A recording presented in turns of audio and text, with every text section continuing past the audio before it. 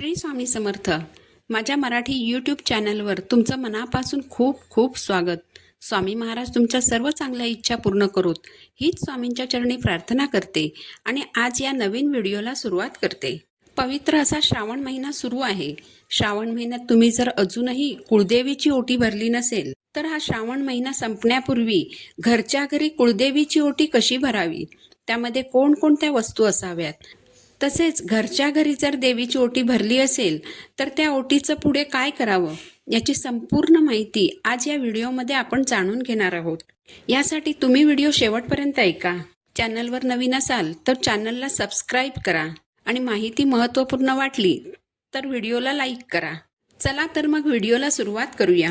श्रावण महिना हा अतिशय पवित्र महिना असल्याने या महिन्यात कुळदेवीची ओटी आवर्जून भरावी, कारण आपली कुळदेवी ही आपल्या कुळाचं रक्षण करते. म्हणूनच तिचा मान सन्मान होणं अतिशय महत्त्वाचं असतं. आपण जर कुळदेवीची ओटी भरली तर आपल्याला कधीच कशाची कमतरता भासत नाही, तसेच आपल्या कुटुंबावर कोणतंही संकट येत नाही. तुम्ही कुळदेवीचं मूळ स्थान जिथे आहे तिथे जाऊनही ओटी भरू शकता, पण आपल्याला ते नेहमीच शक्य होत नाही. त्यामुळेच या श्रावण महिन्यात आपण घरच्या घरी आपल्या कुळदेवीची ओटी भरायची आहे. तुम्ही श्रावण महिन्यातील मंगळवारी किंवा शुक्रवारी कुळदेवीची ओटी भरू शकता. जर मंगळवार आणि शुक्रवार या 2 दिवसात तुम्हाला कुळदेवीची ओटी भरणे शक्य झाले नाही तर तुम्ही इतर दिवशीही कुळदेवीची ओटी भरू शकता, कारण संपूर्ण श्रावण महिना हा पवित्र आहे. या महिन्यातील सर्वच दिवस शुभ आहेत.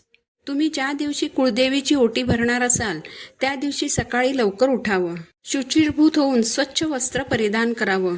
आपल्याला कुळदेवीची ओटी भरायची असल्याने शक्यतो पिवळं, लाल किंवा हिरव्या रंगाचं वस्त्र परिधान करावं. कोणत्याही परिस्थितीत काळ्या रंगाचं वस्त्र परिधान करू नये. त्यानंतर देवघरातील देवांची पूजा करावी.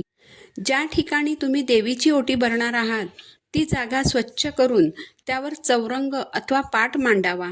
त्यावर लाल रंगाचं स्वच्छ वस्त्र अंथरावं. सर्वप्रथम तुपाचा दिवा लावून घ्यायचा आहे. दिव्याची पूजा करावी. दिव्याला हळद कुंकू, फूल, अक्षता अर्पण कराव्या. यानंतर तुमच्या देवघरात जर कुळदेवीचा टाक असेल किंवा फोटो असेल किंवा मूर्ती असेल, तुमच्याकडे जे काही असेल ते पाटावर ठेवायचं आहे. परंतु तुमच्याकडे जर यापैकी काहीच नसेल, कारण बरीच घरं अशी असतात की त्यांना त्यांची कुळदेवी माहीत नसते, तर अशावेळी तुम्ही माता लक्ष्मीचा फोटो किंवा मूर्ती असेल तर ती पाटावर स्थापन केली तरी चालणार आहे. यानंतर सर्वप्रथम स्वतःला हळद कुंकू लावावं. नंतर माता लक्ष्मीला हळद कुंकू लावावं. माता लक्ष्मीला फूल अर्पण करावं, अक्षदा अर्पण कराव्या. कोणत्याही गोड पदार्थांचा नैवेद्य दाखवावा. आपल्या कुळदेवीला शक्यतो खिरीचा नैवेद्य अर्पण करावा. खीर तुम्ही कशाचीही बनवू शकता, म्हणजे रव्याची खीर बनवू शकता किंवा तांदळाची किंवा शेवयाच्या खिरीचाही नैवेद्य तुम्ही दाखवू शकता. देवीला मखाना अतिशय प्रिय आहे, त्यामुळे तुम्ही जर मखाण्याच्या खिरीचा नैवेद्य जर अर्पण केला तर अतिशय उत्तम होईल. परंतु खीर बनवणे जर तुम्हाला शक्य नसेल तर तुम्ही दूध साखर किंवा खडीसाखरेचा नैवेद्यही दाखवू शकता. आता ओटीमध्ये काय काय वस्तू घ्यायच्या आहेत हे आपण जाणून घेऊया.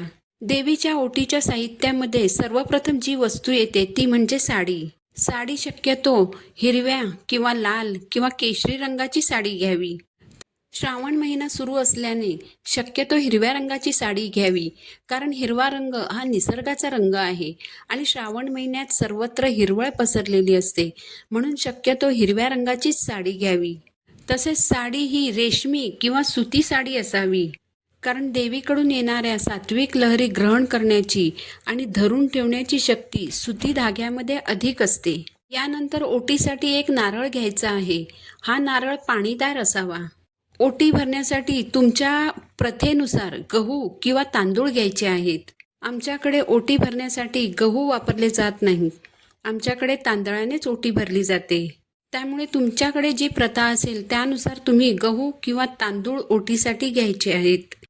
एक अखंड हळकुंड घ्यावं. हळकुंड हे लेकुरवाळं असावं. ओटी भरताना नेहमी लेकुरवाळं हळकुंडच घ्यायचं. लेकुरवाळं हळकुंड म्हणजे काय, तर जे हळकुंड असतं त्याला छोटे छोटे कोंब आलेले दिसतात, तर असं कोंब बसलेलं हळकुंड घ्यायचं आहे. एक बदाम, सुपारी, खारीक, खोबरं या वस्तू घ्याव्यात. या सर्व वस्तू स्वच्छ असाव्यात. छिद्र पडलेल्या किंवा कीड लागलेल्या वस्तू घेऊ नयेत. यानंतर एक फळ घ्यायचं आहे. जर तुम्हाला शक्य असेल तर तुम्ही 5 फळंही घेऊ शकता. ओटीसाठी जर तुम्हाला फुलांची वेणी मिळाली तर अतिशय उत्तम, पण ते नाही जमलं तर फुलांचा गजरा घेतला तरी चालेल.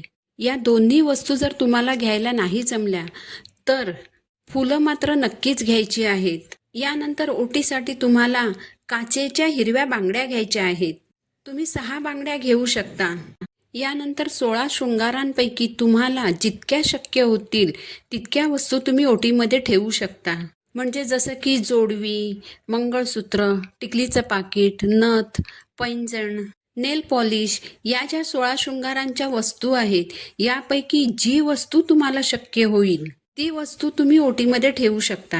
किंवा या वस्तूंपैकी तुम्हाला एक जरी वस्तू घेणं शक्य झालं तरी चालणार आहे. यानंतर आपल्याला ओटीमध्ये तांबूळ ठेवायचा आहे. म्हणजेच विड्याची 2 पाने घ्यायची आहेत.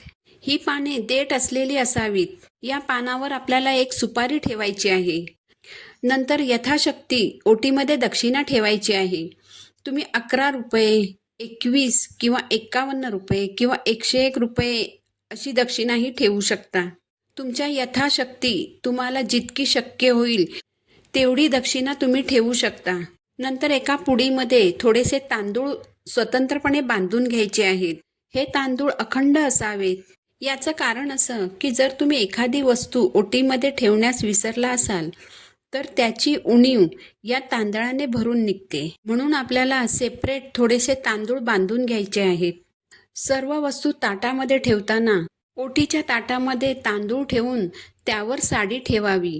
साडीवर नारळ ठेवावा. नारळाची शेंडी देवीकडे करावी. नारळावर वेणी ठेवावी. त्यानंतर हे ताट हातात घेऊन आपल्या छातीजवळ घेऊन आपल्या कुलदेवीचं नाव घ्यायचं आहे. आपण देवीच्या मूळ स्थानावर आलो आहोत अशी भावना मनामध्ये ठेवायची आहे. जी तुमची कुळदेवी असेल, मग ती कोल्हापूरची देवी असो किंवा तुळजापूरची देवी असो किंवा माहूरगडची कोणतीही देवी असो, त्या देवीच्या मूळ स्थानावर आपण गेलो आहोत असा विचार करून देवीचं नाव घ्यायचं आहे आणि देवीला म्हणायचं आहे की हे कुळदेवी, मी तुझी मनोभावे ओटी भरत आहे. माझ्या ओटीचा स्वीकार कर. माझ्याकडून तुझा मान सन्मान करण्यात जर काही कमी राहिली असेल तर मला क्षमा कर. यानंतर देवीचं स्मरण करून देवीची ओटी भरावी. तुमच्या घरावर कोणतंही संकट येऊ नये यासाठी. तसेच जर तुमची एखादी इच्छा अपूर्ण असेल तर ती पूर्ण होण्यासाठी देवीला मनोभावे प्रार्थना करायची आहे. अशा प्रकारे अगदी श्रद्धेने ही ओटी भरावी. आता या ओटीचं नंतर काय करायचं तर जेव्हा केव्हा तुम्ही देवीच्या मूळ स्थानावर जाणार असाल तेव्हा याच ओटीने देवीची ओटी भरायची आहे. किंवा तुम्ही एखाद्या सुवासिनी महिलेला मंगळवारी किंवा शुक्रवारी घरी बोलवायचं. त्या सुवासिनीला कुळदेवीचं स्वरूप मानायचं. तिला हळद कुंकू लावून आपण कुळदेवीची जी ओटी भरली आहे त्या साहित्याने त्या सुवासिनीची ओटी भरायची.